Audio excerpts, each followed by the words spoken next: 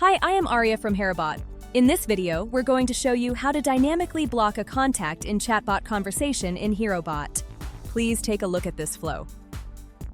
For this example, I will ask if the user is interested in our upcoming audition. If the user is not interested, I will reply with a thank you message and block the user.